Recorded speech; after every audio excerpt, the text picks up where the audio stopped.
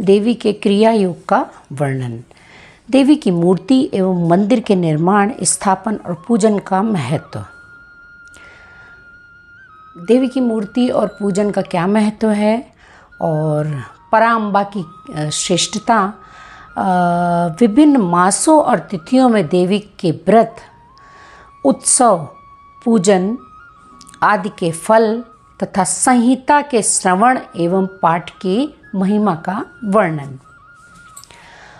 व्यास जी बोले, महामते ब्रह्मपुत्र सर्वत्र सनत कुमार हैं। मैं उमा के परम अद्भुत क्रिया योग का वर्णन सुनाना चाहता हूँ। उस क्रिया योग का लक्षण क्या है, उसका अनुष्ठान करने पर किस फल की प्राप्ति होती है तथा जो पराम्बा उमा को अधिक प्रिय है वह क्रिया योग क्या है, ये सब बातें मुझे बताइए। सनत कुमार जी ने कहा, महाबुद्धिमान द्वैपायन, तुम जिस रहस्य की बात पूछ रहे हो वह सब मैं बताता हूँ, ध्यान देकर सुनो।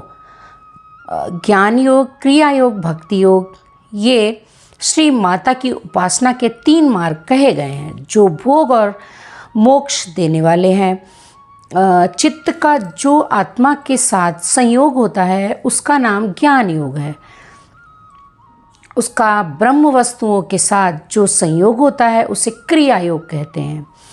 देवी के साथ आत्मा की एकता की भावना को भक्ति योग माना गया है। तीनों योगों में जो क्रिया योग है उसका प्रतिपादन किया जाता है। कर्म से भक्ति उत्पन्न होती है और भक्ति से ज्ञान होता है और ज्ञान से मुक्ति होती है। कर्म से भक्ति, भक्ति से ज्ञान और ज्ञान से मुक्ति होती है, ऐसा शास्त्रों में निश्चय किया गया है। मुनिश्रेष्ठ, मोक्ष का प्रधान कारण योग है, परंतु योग के ध्येय का उत्तम साधन क्रिया योग है। प्रकृति को माया जाने और सनातन ब्रह्म को माया की अथवा माया का स्वामी समझें। उन दोनों के स्वरूप को एक दूसरे से अभिन्न जानकर मनुष्य संसार बंधन से मुक्त हो जाता है। काली नंदन, जो मनुष्य देवी के लिए पत्थर, लकड़ी अथवा मिट्टी का मंदिर बनाता है उसके पुण्य फल का वर्णन सुनो। प्रतिदिन योग के द्वारा आराधना करने वाले को जिस महान फल की प्राप्ति होती है वह सारा फल उस पुरुष को मिल जाता है जो देवी के लिए मंदिर बनवाता है। श्री माता का मंदिर बनवाने वाला धर्मात्मा पुरुष अपनी पहले बीती हुई तथा आगे आने वाली हजार पीढ़ियों का उद्धार कर देता है। करोड़ों जन्मों में किए गए थोड़े या बहुत जो पाप शेष रहते हैं वे श्री माता के मंदिर का निर्माण आरंभ करते ही क्षण भर में ही नष्ट हो जाते हैं। जैसे नदियों में गंगा, संपूर्ण नदों में भद्र, क्षमा में पृथ्वी, गहराई में समुद्र तथा समस्त ग्रहों में सूर्य देव का विशिष्ट स्थान है, उसी प्रकार समस्त देवताओं में श्री पराम्बा श्रेष्ठ मानी गई हैं। वे समस्त देवताओं में मुख्य हैं। जो उनके लिए मंदिर बनवाता है वह जन्म जन्म में प्रतिष्ठा पाता है। काशी, कुरुक्षेत्र, प्रयाग, पुष्कर, गंगा सागर तट, नैमिषारण्य, अमर कंटक पर्वत, परम पुण्यमय और ज्ञान पर्वत, गोकर्ण, मथुरा, अयोध्या और द्वारिका इत्यादि पुण्य प्रदेशों में अथवा जिस किसी भी स्थान में माता का मंदिर बनवाने वाला मनुष्य संसार बंधन से मुक्त हो जाता है। मंदिर में ईंटों का जोड़ जब तक या जितने वर्ष तक रहता है उतने 1000 वर्षों तक वह पुरुष मणिद्वीप में प्रतिष्ठित होता है। जो समस्त शुभ लक्षणों से संपन्न, शुभ ऋतु, शुभ ग्रह, शुभ नक्षत्र में देवी की मूर्ति की स्थापना करके योग माया के प्रसाद से मनुष्य कृतकृत्य हो जाता है। कल्प के आरंभ से लेकर अंत तक कुल में जितनी पीढ़ियां बीत गई हैं और जितनी आने वाली हैं उन सबको मनुष्य सुंदर देवी मूर्ति की स्थापना करके तार देता है।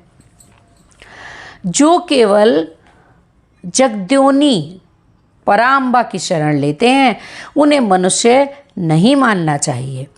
वे साक्षात देवी के गण हैं जो चलते चलते, सोते जागते तथा खड़े होते समय उमा इस 2 अक्षर के नाम का उच्चारण करते हैं। वे शिवा ही गण हैं। प्रदान करने वाली हे परमेश्वरी प्रसन्न हो इत्यादि वाक्यों द्वारा स्तुति तथा मंत्र पाठ करता हुआ देवी के भजन में लगा रहने वाला उपासक उनका इस प्रकार ध्यान करे। देवी सिंह पर सवार हैं, उनके हाथों में अक्षर और वर की मुद्राएं हैं तथा वे भक्तों को अभीष्ट फल प्रदान करती हैं। इस प्रकार महेश्वरी का ध्यान करके उन्हें नैवेद्य के रूप में नाना प्रकार के पके हुए फल अर्पित करें। जो परमात्मा शंभु शक्ति का नैवेद्य भक्षण करता है वह मनुष्य अपने सारे पाप कर्म को धोकर निर्मल हो जाता है। जो चैत्र शुक्ला तृतीया को भवानी की प्रसन्नता के लिए व्रत करता है वह जन्म मरण के बंधन से मुक्त हो परम पद को प्राप्त कर लेते हैं। विद्वान पुरुष इसी तृतीया को 2 लोत्सव करें। इसमें शंकर सहित जगदम्बा उमा की पूजा करें। फूल, कुमकुम, वस्त्र, कर्पूर, अगुरु, चंदन, धूप, दीप, नैवेद्य, पुष्पहार तथा अन्य गंध द्रव्य द्वारा शिव सहित सर्व कल्याणकारिणी महामाया महेश्वरी श्री गौरी देवी का पूजन करके उन्हें झूले में झुलाएं। जो प्रतिवर्ष नियम पूर्वक उक्त तिथि को देवी का उत्सव करता है उसे शिवा देवी संपूर्ण अभीष्ट पदार्थ देती हैं। वैशाख मास के शुक्ल पक्ष में अक्षय तृतीया आती है, उसमें आलस्य रहित हो जगदम्बा का व्रत करता है तथा बेला, मालती, चंपा, जपा, अड़हुल, बंदूक, दोपहरिया और कमल के पुष्पों से शंकर सहित गौरी देवी की पूजा करता है। वह करोड़ों जन्मों में किए गए मानसिक, वाचिक और शारीरिक पापों का नाश करके धर्म, अर्थ, काम और मोक्ष इन चारों पुरुषार्थों को अक्षय रूप में प्राप्त करता है।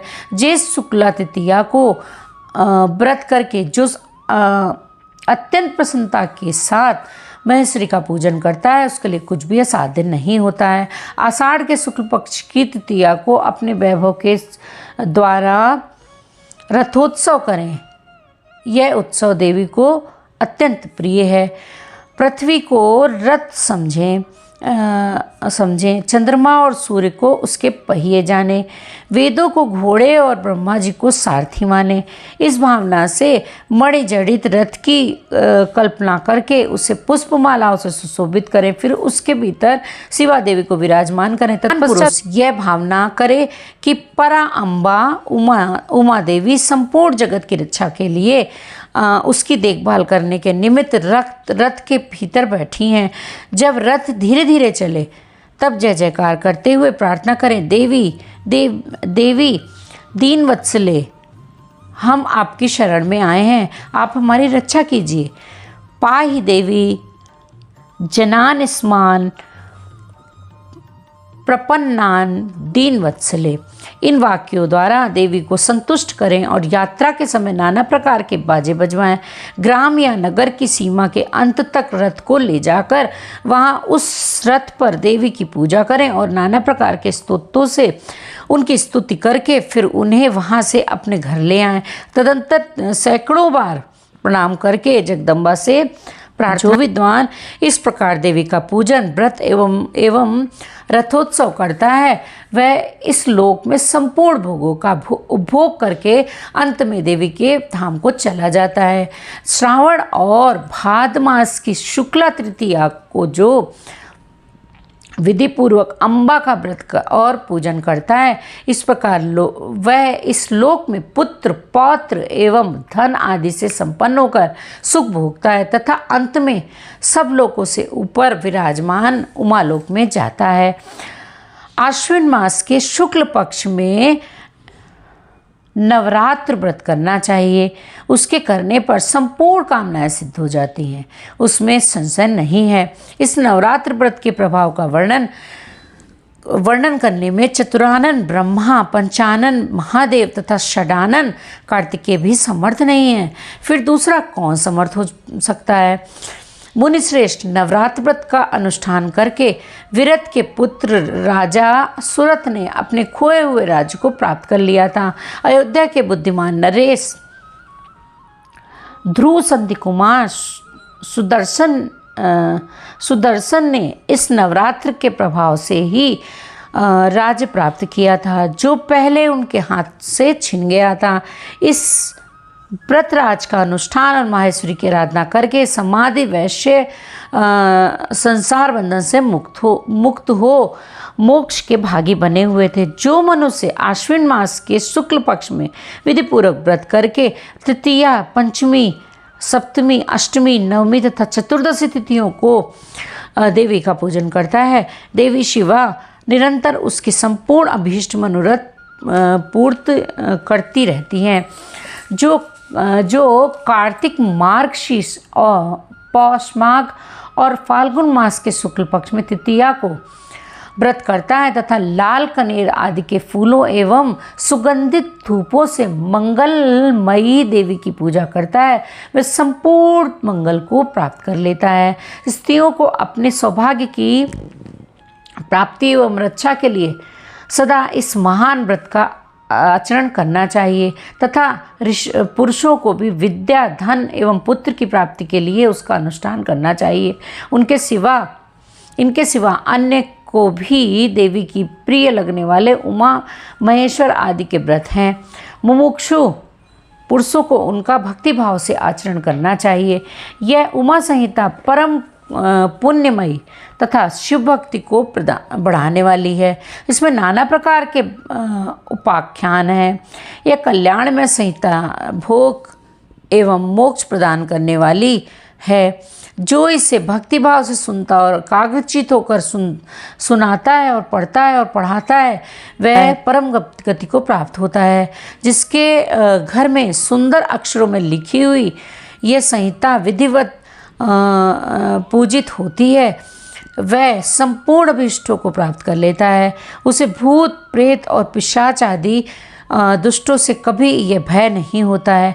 वह पुत्र, पौत्र आदि संपत्ति को अवश्य प्राप्त करता है, उसमें संशय नहीं है। अतः शिवाजी की भक्ति चाहने वाले पुरुषों को सदा इस परम पुण्यमय रमणीय उमा संहिता का श्रवण और पाठ अवश्य करना चाहिए। बोलो शंकर भगवान की जय। इस प्रकार अध्याय 51 और उमा संहिता संपूर्ण हुआ। आगे की कथा कैलाश संहिता